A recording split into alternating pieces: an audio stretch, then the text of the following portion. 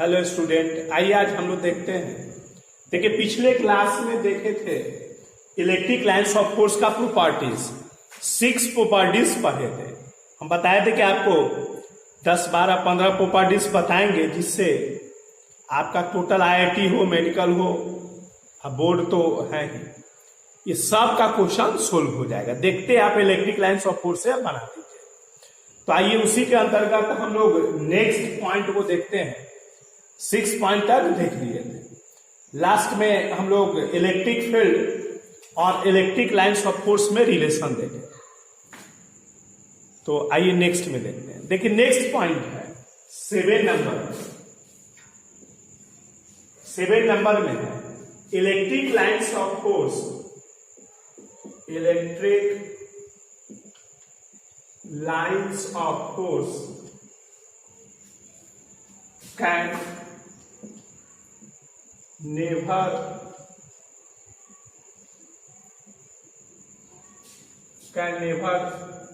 be crossed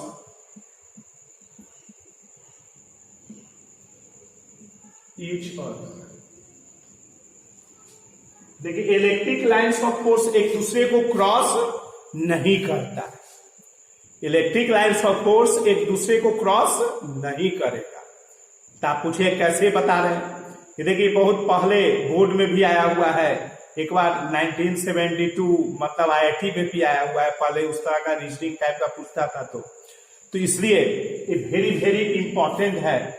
ये सब point, जितना भी पॉइंट बताएंगे उतना आपको दिमाग में रखना है और सबको एट ए टाइम वहां पर देखना है, उस पर सोचना है, तो आपको रिजल्ट मिल जाएगा। तो ये कहता है कि electric lines of force can never be cross each other. क्यों भाई ऐसा होता है? क्रॉस नहीं करता है, कोई भी लाइन्स ऑफ फोर्स क्रॉस नहीं करेगा। क्यों नहीं करेगा? ये देखिए, सपोज कीजिए ये एक इलेक्ट्रिक लाइन्स ऑफ फोर्स, क्या है ये? इलेक्ट्रिक लाइन्स ऑफ फोर्स, और दूसरा एक इलेक्ट्रिक लाइन्स ऑफ फोर्स ऐसे मान लीजिए।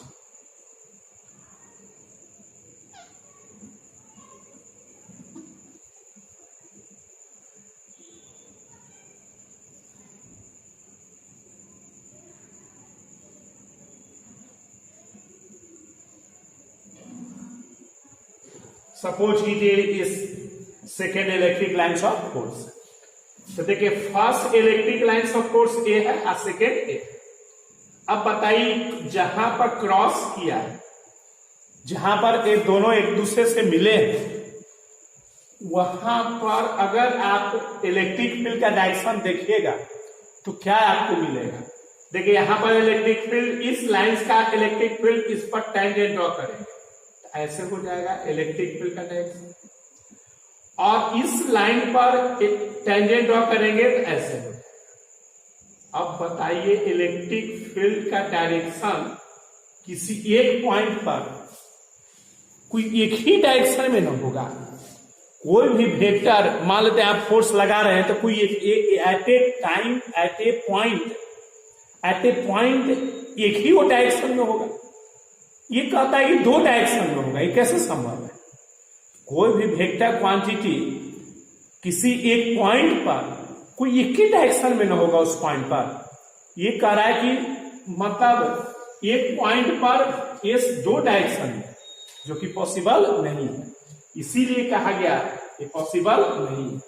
इसलिए कहा गया कि electric lines of force can never be cross each other. ऐसा में चूंकि जहां पॉइंट ऑफ इंटरसेक्शन है वहां पर इलेक्ट्रिक फील्ड का 2 डायरेक्शन हो जा रहा है, जो किसी भी पॉइंट पर एक डायरेक्शन ही होगा, चाहे वो जिस भी साइड हो, लेकिन एक ही डायरेक्शन में होगा, एक से अधिक नहीं होगा। तो इसलिए ये पॉसिबल नहीं है कि किसी एक पॉइंट पर मोर देन 1 डायरेक्शन फील्ड का हो जाए। तो इसलिए हम लोग कहते हैं कि इलेक्ट्रिक लाइन्स ऑफ फोर्स कभी भी क्रॉस नहीं करता है। तो आइए इस पॉइंट को हम लोग समझ लें। ये इस एक तरह से समझाने का ये हो गया। अब हम लोग नेक्स्ट पॉइंट में आइए देखते हैं नेक्स्ट पॉइंट। देखिए नेक्स्ट पॉइंट में है कि इलेक्ट्रिक लाइन्स ऑफ फोर्स जब भी किसी सरफेस से बाहर निकलेगा तो वो सरफेस से परपेंडिकुलर होगा। किसी भी सरफेस से बाहर निकलेगा तो इलेक्ट्रिक लाइन्स ऑफ फोर्स उस सरफेस से परपेंडिकुलर होगा, और इंटर भी करेगा तो सरफेस से परपेंडिकुलर ही इंटर करेगा। ये सब एकदम वेरी वेरी इंपॉर्टेंट सब पॉइंट है। क्या आप सीखे? इलेक्ट्रिक लाइन्स ऑफ फोर्स किसी भी सरफेस से जब भी बाहर निकलेगा या उसमें अंदर जाएगा तो वो सरफेस से परपेंडिकुलर ही जाएगा या बाहर निकलेगा। क्यों ऐसा होता है अभी हम आपको फिगर से समझाते हैं। पहले इस पॉइंट को हम लोग राइट कर लेते हैं। क्या हुआ पॉइंट कि कोई भी सरचार्ज बॉडी के सरफेस से इलेक्ट्रिक लाइन्स ऑफ फोर्स जब भी उससे बाहर आएगा या उसमें इंटर करेगा तो सरफेस से परपेंडिकुलर। आइए इस बात को लिख लेते हैं तो फिर इसका रीजनिंग बताएं क्यों सरफेस से परपेंडिकुलर ही होता है, क्यों इधर उधर से नहीं, कुछ एंगल से नहीं निकलेगा, 90 से क्यों मतलब इंटर करता है या बाहर निकलता है। तो आइए इस बात को लिख लेते हैं। Electric lines of force ends और stars normally on the surface of charged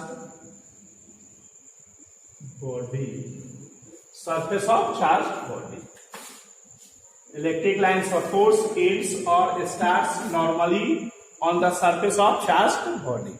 कोई भी चार्ज बॉडी से। आइए देखते हैं कैसे ये बात होगा। जैसे मान लो कि एक सरफेस, ये चार्ज बॉडी होगा, सपोज की स्फेरिकल टाइप का दिखा रहे हैं, ये चार्ज प्लस है, इससे इलेक्ट्रिक लाइन्स ऑफ फोर्स बाहर निकलेगा। एक से आप समझ जाइएगा एक एग्जाम्पल से। अब आपको हम क्या बताए कि देखिए सरफेस से ये जो निकलेगा वो आपका कुछ कुछ लाइन्स दिखा दे रहे हैं परपेंडिकुलर, सही दिखा दिए हैं, पहले समझा दे रहे हैं। देखिए परपेंडिकुलर मतलब इस सरफेस पर ऐसे परपेंडिकुलर।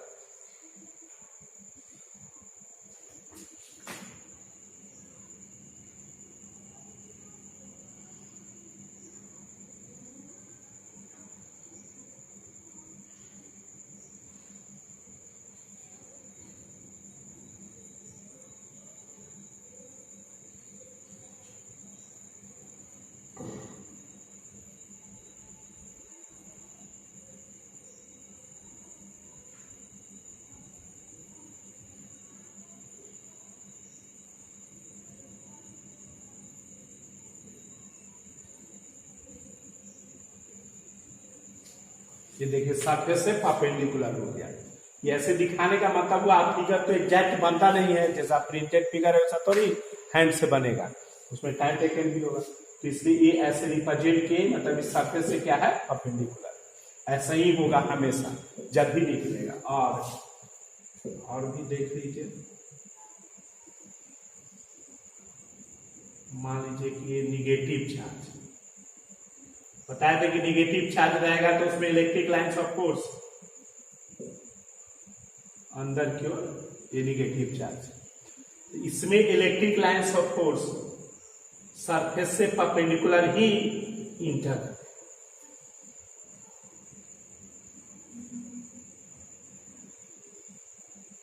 एकदम सरफेस से परपेंडिकुलर होना चाहिए।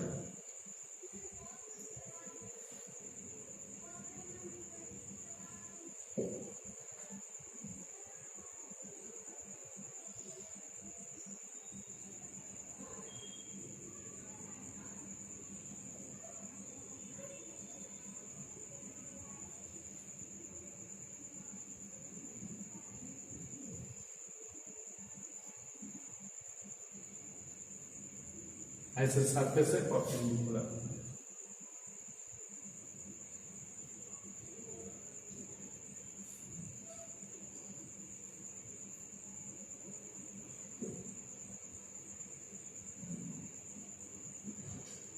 निगेटिव चार्ज वाली, लेकिन सरफेस से परपेंडिकुलर होना चाहिए। अब पूछा कि क्यों ऐसा, ये तो सही रिजल्ट हो गया। क्यों ऐसा है? मान लो कि अगर सरफेस परपेंडिकुलर नहीं होगा तब देखो क्या हाल है। इधर हम दिखाते हैं, यहां भी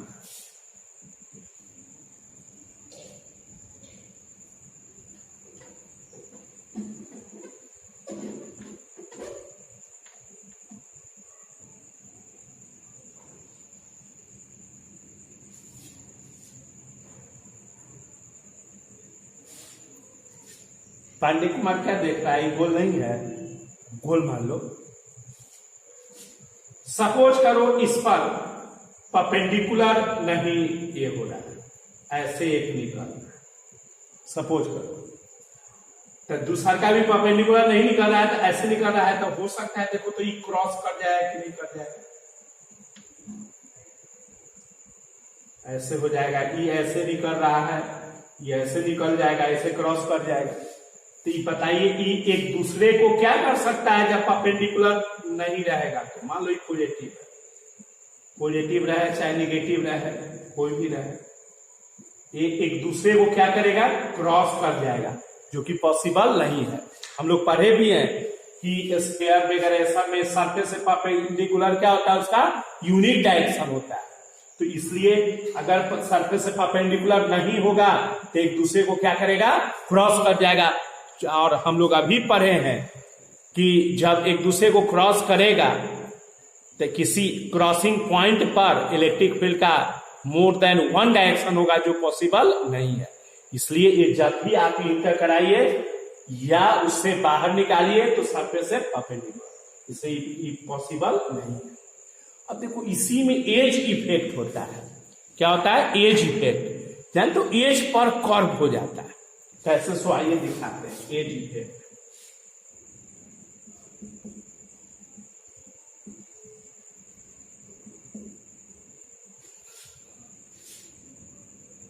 एज इफेक्ट जैसे एक सरफेस से एक फिगर पर समझा,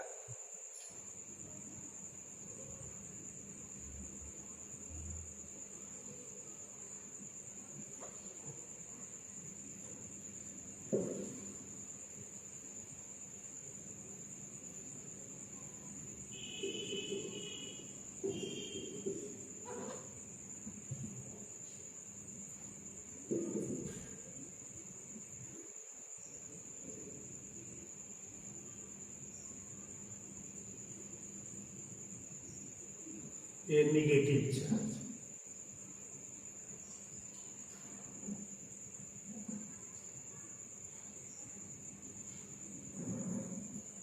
ये पॉजिटिव है, ये निगेटिव है। तो देखिए इलेक्ट्रिक लाइन ऑफ कोर्स यहां से निकलेगा ऐसे और इस सरफेस पर ऐसे इंटर करेगा। अगर ऐसे करके निकलेगा तो क्रॉस कर जाएगा फिर एक दूसरे से, इसलिए जब भी होगा तो सरफेस से परपेंडिकुलर, तो पैरेलल दिखेगा। कहीं भी बनाइए तो ठीक बना देते, ऐसे सरफेस से परपेंडिकुलर, लेकिन यहां एज पर ऐसे हो जाएगा, एज पर ऐसे हो जाएगा, ये कर्विंग हो गया। एज पर क्या हो गया? ये कर्व हो गया, इसी को एज इफेक्ट बोलते हैं। आप कहें कि यहां पर कैसे कर्व हो गया? यहां तो स्ट्रेट है, यहां पर देखो अगर ऐसे निकलता है तो सरफेस से परपेंडिकुलर नहीं निकलता है ऐसे, तो फिर क्या करेगा? क्रॉस कर जाएगा। तो इसलिए ये एज पर क्या हो गया? कर्विंग हो गया। क्यों होता है आइए समझते हैं, एक अलग फिगर से बनाते हैं।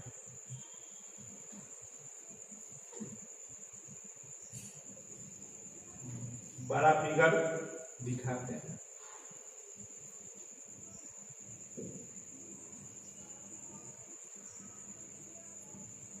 ये आपका प्लस पहले से दिखा दिए।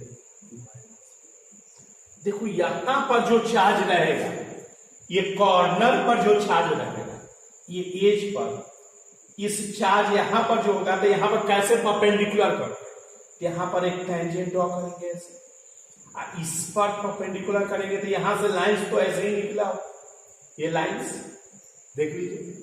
यहां पर भी क्या होगा? इस सरफेस से परपेंडिकुलर यहां से निकलना है, ईटा करना है, तो इस सरफेस पर ऐसे टेंजेंट ड्रॉ कर दिए, इससे परपेंडिकुलर ऐसे बना। अब देखो इससे परपेंडिकुलर है, चूंकि दोनों अट्रैक्शन का इस लाइन को मिलाना है, कर्व हो गया। निकला है देखिए आपने सरफेस से परपेंडिकुलर ही, लेकिन चूंकि अट्रैक्शन कराना है, अनलाइक चार्जेज है, तो इसलिए ये यहां पर ऐसे करके हमको मिलाना ही, कर्विंग है। प्लस प्लस भी रहता तो निकलता वैसा ही, लेकिन कर्व हो जाता, कर्व होना ही ये निश्चित है, रिपेल करेगा कि क्या होगा, ऐसे कर्व हो जाएगा, कर्विंग होना है, इस समय स्ट्रेट रहेगा लेकिन यहां पर कर्व हो जाएगा।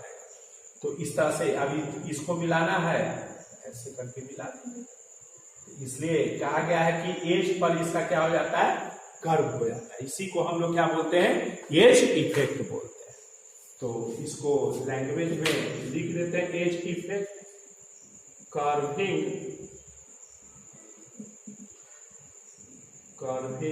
The lines of force near the edge of a charged body, curving the lines of force near the edge of a charged body। इसी को हम लोग क्या कहते हैं, एज इफेक्ट बोलते हैं। आइए अब हम लोग नेक्स्ट पॉइंट पर फिर आइए नेक्स्ट पॉइंट में देखते हैं। नेक्स्ट पॉइंट है, देखिए इलेक्ट्रिक लाइन्स ऑफ फोर्स कभी भी क्लोज लूप नहीं बनाता। क्या बताया गया, इलेक्ट्रिक लाइन्स ऑफ फोर्स कभी भी क्लोज लूप नहीं बनाता, क्लोज लूप नहीं बनाएगा। आप पूछेगी क्यों, तो आइए इसका रीजन भी देखते हैं, आप पहले लिख लेते हैं।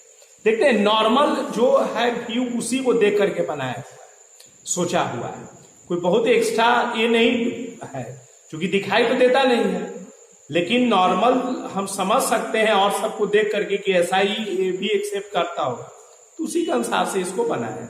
तो आइए देखते हैं, ये लूप का फॉर्मेशन नहीं करता है। तो इलेक्ट्रिक लाइन्स ऑफ फोर्स लिख लेते हैं पहले, electric lines of force can never be formed a closed loop, formed a closed loop। आइए देखते हैं कैसे क्लोज लूप का फॉर्मेशन नहीं करता है। Electric lines of force can never be formed A close loop.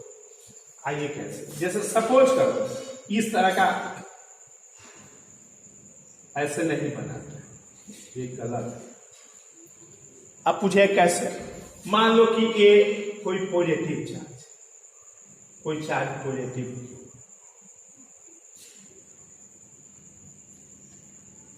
ये चार्ज पॉजिटिव। अब बताओ इस चार्ज से इलेक्ट्रिक लाइन्स ऑफ फोर्स निकला, और फिर इसमें इंटर करा देगा, आखिर में ये इलेक्ट्रिक लाइन्स ऑफ फोर्स जो होगा कोई चार्जेस का ना होगा, चार्ज ही का ना प्रभाव होगा। तो इसलिए अगर आप सपोज करो पॉजिटिव हो या निगेटिव, तो बताइए कि एक ही चार्ज से, अब पॉजिटिव है तो इससे खाली बाहर में निकलेगा, कि फिर इसमें इंटर कैसे कर जाए, इंटर तो किसमें करता है, निगेटिव में। अगर हम मानते हैं कि यहां निगेटिव चार्ज रखते हैं तो उसमें इंटर करेगा, बाहर तो निकलेगा नहीं। लूप जब बनेगा तो इंटर और बाहर दोनों बात होगा, आउट भी होगा और इन भी होगा, दोनों होगा। तो बताओ एक कैरेक्टर में दोनों कैसे हो सकता है, पॉजिटिव में आउट होता है, निगेटिव में इन होता है, एक ही में दोनों कैरेक्टर संभव है नहीं। इसलिए कहा गया है कि electric lines of force can never formed A close loop, ये लूप का फॉर्मेशन नहीं करता है। इलेक्ट्रिक लाइन्स ऑफ फोर्स कभी भी लूप का फॉर्मेशन नहीं करता है।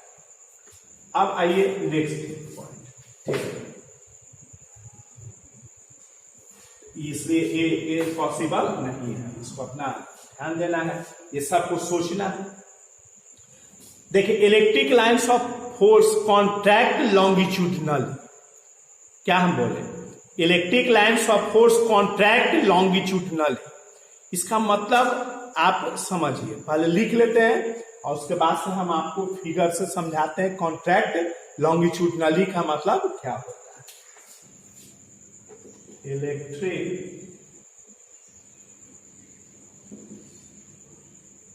Lines of force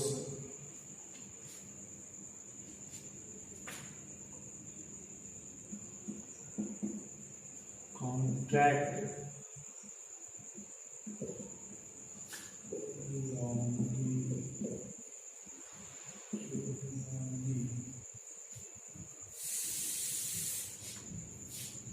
electric lines of force contract longitudinal. देखिए electric lines of force contract longitudinal, इसका क्या मतलब होता है, आइए देखते हैं इसका मतलब क्या है। जैसे सपोज करो था प्लस एक चार्ज था और एक माइनस चार्ज, तो इसमें से निकला, इसमें इंटर कर गया, यही नहीं दिखाए थे पिछले क्लास में, देखे ये ऐसे इंटर किया ऐसे। अब ध्यान देना है कि सरफेस से जब भी उसको निकालना है तो सरफेस से लगेगी परपेंडिकुलर। पहले में तो आप सब नहीं जानते थे, तो अपना एक ही सबको मिला करके आपको लाइन्स ऑफ फोर्स ड्रॉ करना है या सोचना है। तो यहां से ए इंटर करता है इस तरह, ये प्लस हो गया, ये माइनस।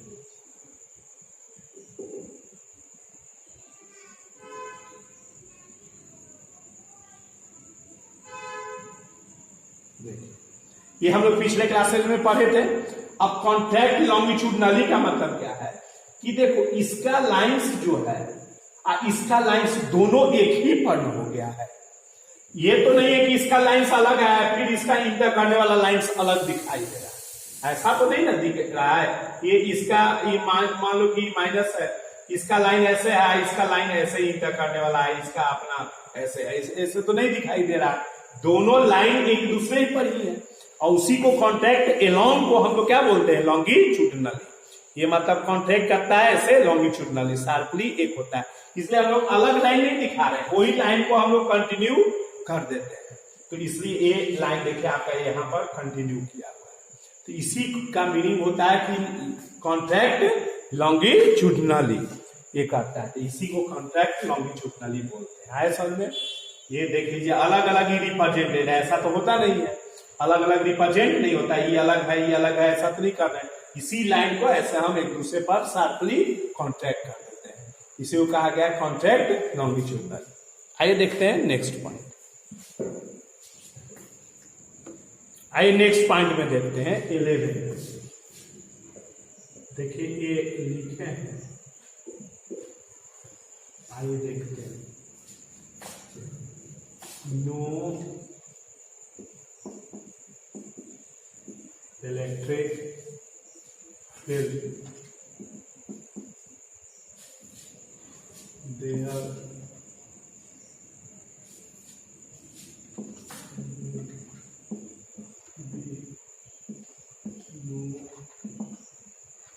Lines of force.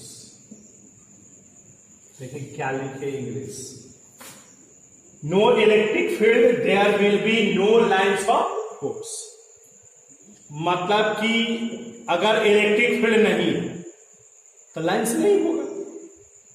ये नॉर्मल बात सोचने का है, क्योंकि फील्ड नहीं है, चार्ज नहीं है, और जब चार्ज नहीं है तो लाइन्स कहां से आएगा? चार्जे का ना एकता से इफेक्ट है।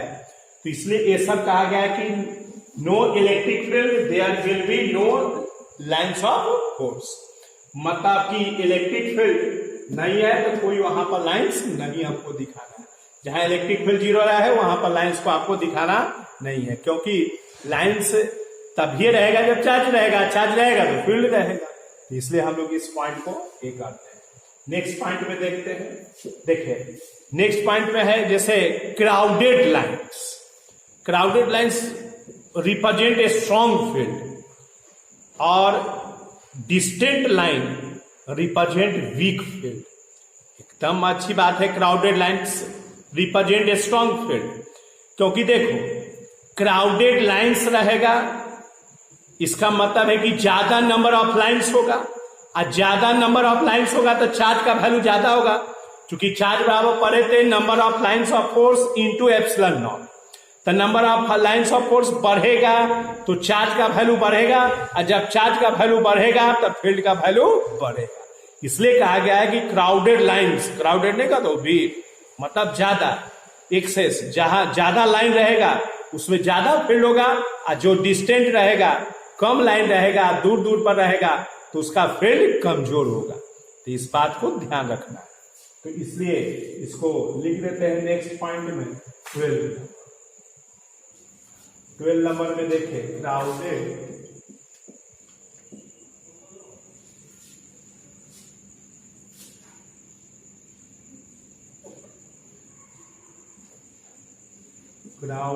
lines represents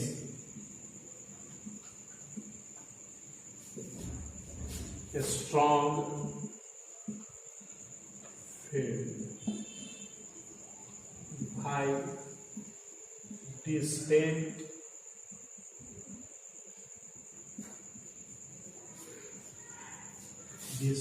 lines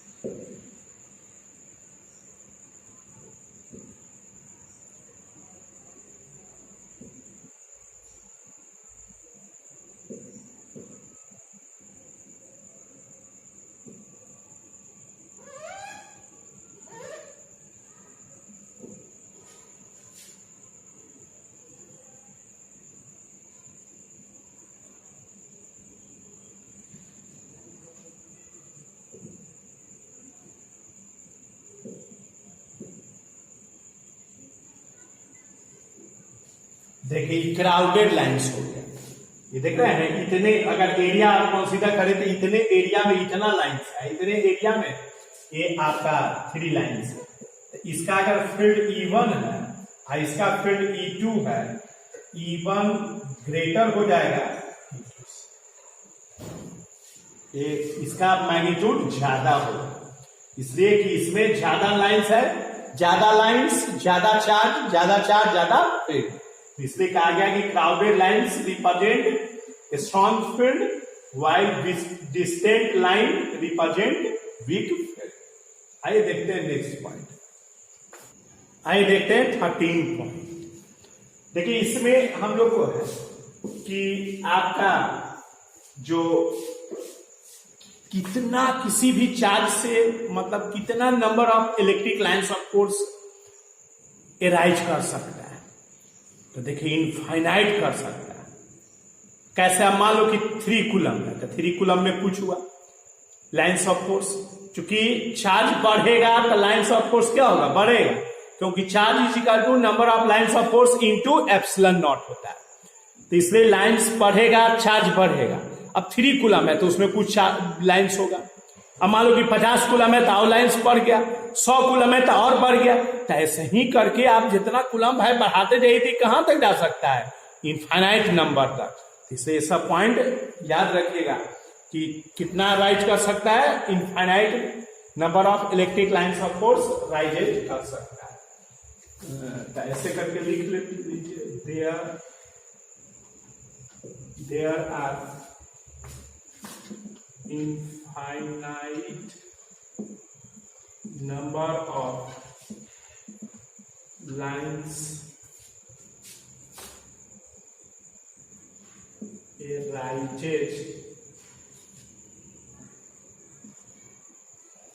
arises from any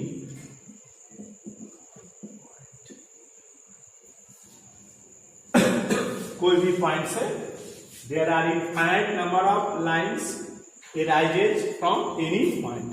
infinite number of lines मतलब क्या हो सकता है, इराइज कर सकता है। नेक्स्ट पॉइंट में देखिए 40। देखिए इक्यू डिस्टेंट लाइंस जो होगा तो समझ है कि उसका मैग्नीट्यूड क्या है, कांस्टेंट। अगर इक्यू डिस्टेंट लाइन रिप्रेजेंट किया हुआ है तो समझ जाना है कि उसका मैग्नीट्यूड क्या है, कांस्टेंट है। उसमें मतलब इलेक्ट्रिक फील्ड का मैग्नीट्यूड क्या है, कांस्टेंट है उस लाइंस का। तो इससे इस बात को एक कर लेना है, इक्यू डिस्टेंट लिख देते हैं तो फिर फिगर से समझाते हैं। Equidistant straight lines represents constant magnitude of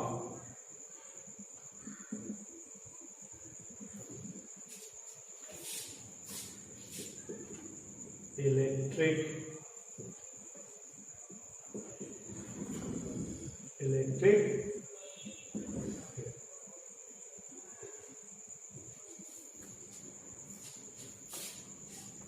equidistant straight lines represents constant magnitude of electric field। equidistant जैसे आइए देखते हैं फिगर से समझ।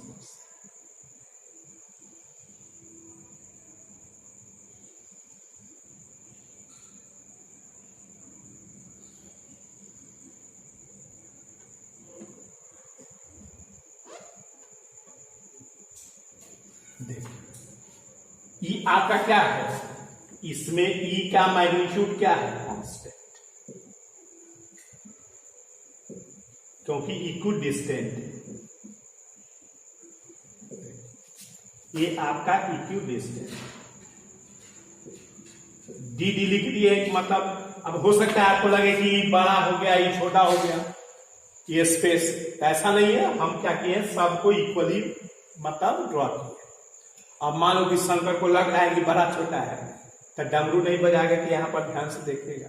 तो ए डी ऐसे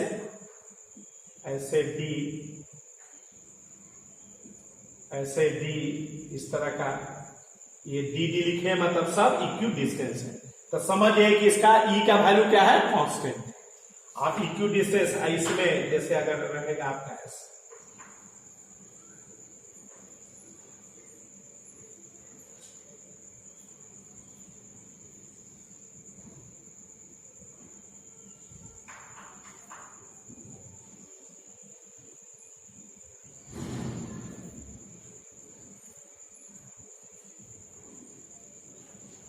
ऐसे अब है इक्वल डिस्टेंस पर, ये सब अलग अलग है। मतलब देखे यहाँ पर इतना स्पेस है, यहाँ इतना स्पेस हो गया, इतना कम हो गया, तो ये इक्वल डिस्टेंट नहीं है। इसमें E is equal to E naught constant, इसमें E कांस्टेंट नहीं है। तो यही ध्यान रखना है कि कैसे लाइंस ऑफ फोर्स से हम उस इलेक्ट्रिक फील्ड के मैग्नीट्यूड को समझें कि ये कांस्टेंट है या वेरिएबल। अब एक पॉइंट और है लास्ट है इसमें, तब हम इस पर देखेंगे प्रॉब्लम। अभी लास्ट पॉइंट में हम लोग देखेंगे कि कैसे हम लोग यूनिफॉर्म इलेक्ट्रिक फील्ड को रिप्रेजेंट करेंगे और नॉन यूनिफॉर्म इलेक्ट्रिक फील्ड को रिप्रेजेंट करेंगे। आइए देखते हैं नेक्स्ट पॉइंट। आइए देखते हैं लास्ट पॉइंट 15 नंबर।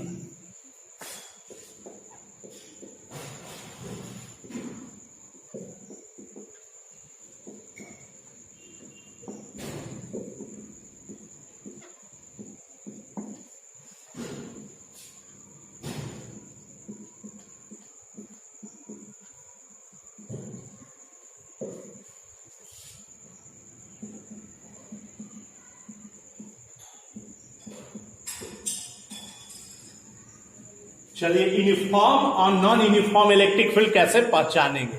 हम 4-5 पॉइंट देते हैं, आप उसे बताइए कि कौन यूनिफॉर्म है कौन नॉन यूनिफॉर्म।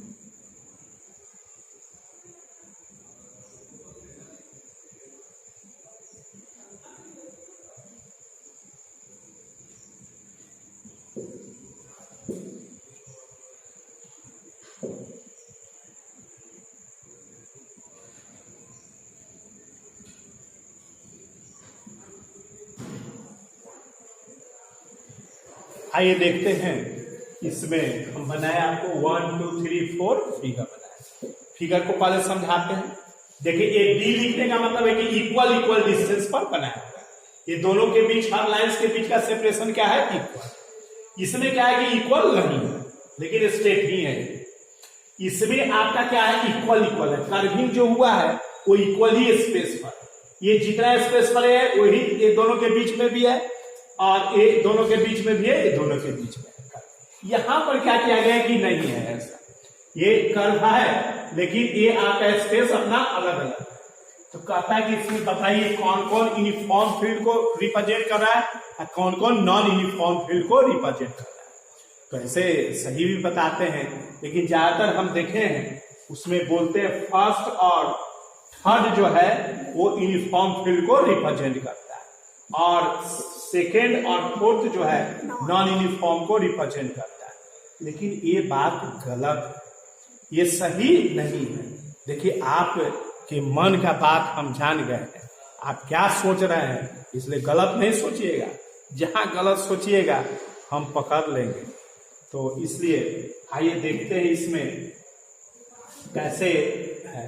देखो फील्ड क्या है, क्यों आपका सी जो है नॉन यूनिफॉर्म फील्ड है, यूनिफॉर्म नहीं है। देखिए फील्ड क्या है? वेक्टर क्वांटिटी है। अब वेक्टर क्वांटिटी में जो हम लोग पढ़ते हैं उसमें दो कैरेक्टर होता है, एक मैग्नीट्यूड और एक डायरेक्शन। ये दोनों अगर कांस्टेंट होगा तभी हम उस वेक्टर को बोलेंगे कांस्टेंट। अगर कोई वेक्टर, ही नॉर्मल बात है, कोई भी वेक्टर में दो कैरेक्टर होता है, मैग्नीट्यूड और डायरेक्शन। अगर मैग्नीट्यूड और डायरेक्शन दोनों कांस्टेंट हो तभी वो वेक्टर कांस्टेंट कहलाता है। अगर एक भी उसमें वेरिएबल है तो वो वेक्टर कांस्टेंट नहीं कहलाएगा। इसलिए इन नॉर्मल पॉइंट को याद रखिएगा। यहां पर इलेक्ट्रिक फील्ड वेक्टर क्वांटिटी है, इसलिए इलेक्ट्रिक फील्ड यूनिफॉर्म या कांस्टेंट एक ही बात हुआ। यूनिफॉर्म या कांस्टेंट तभी कहलाएगा जब उसका मैग्नीट्यूड और डायरेक्शन दोनों कांस्टेंट। तो देखिए फर्स्ट में मैग्नीट्यूड तो कांस्टेंट है, क्योंकि अभी बताया कि equal distance line represent constant magnitude of field. तो ये डायरेक्शन भी सब का क्या है? सेम है, इसलिए ये uniform field, uniform electric field. इसलिए कि इसमें both magnitude and direction are constant, इसलिए ये यूनिफॉर्म। अब देखिए सेकेंड क्या है? Non uniform. Non uniform, non uniform है क्यों? बिकॉज हम लोग कितना मैट्रिक्स से नहीं कुछ आता था, बिकॉज तो जरूर लिख लेते। तो ये इसलिए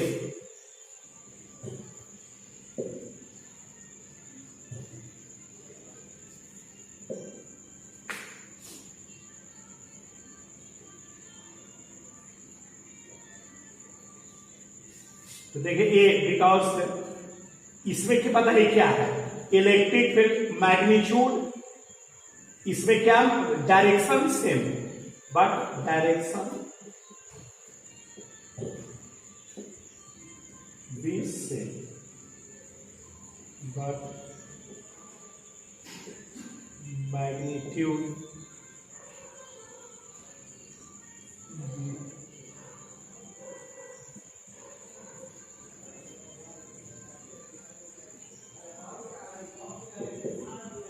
different।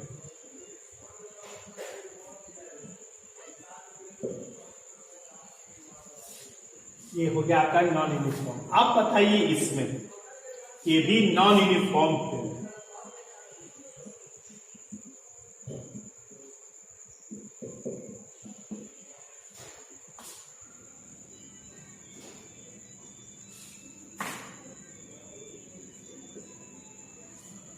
क्यों है नॉन यूनिफॉर्म फील्ड?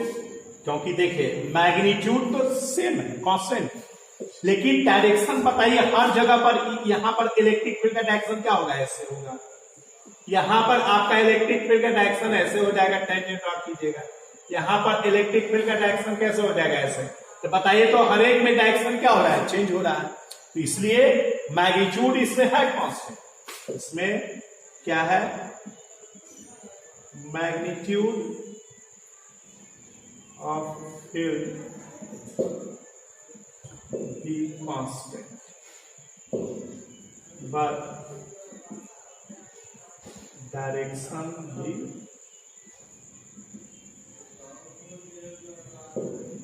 different। इसलिए ये नॉन यूनिफॉर्म हो गया। इसमें देखिए दोनों मैग्नीट्यूड और डायरेक्शन, मैग्नीट्यूड भी कांस्टेंट नहीं है क्योंकि इक्वी डिस्टेंस पर नहीं है, इसलिए इसका ये नॉन यूनिफॉर्म फील्ड हो गया, ये नॉन यूनिफॉर्म फील्ड, क्यों, इसमें बोथ मैग्नीट्यूड एंड डायरेक्शन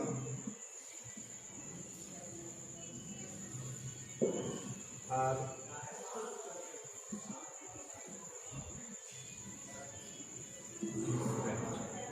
इसमें दोनों क्या है, मैग्नीट्यूड भी आपका इक्वल डिस्टेंस पर नहीं है और डायरेक्शन भी क्या है, सब पॉइंट पर अलग। इसलिए एक यूनिफॉर्म और नॉन यूनिफॉर्म फील्ड को रिप्रेजेंट करने का क्या है तरीका।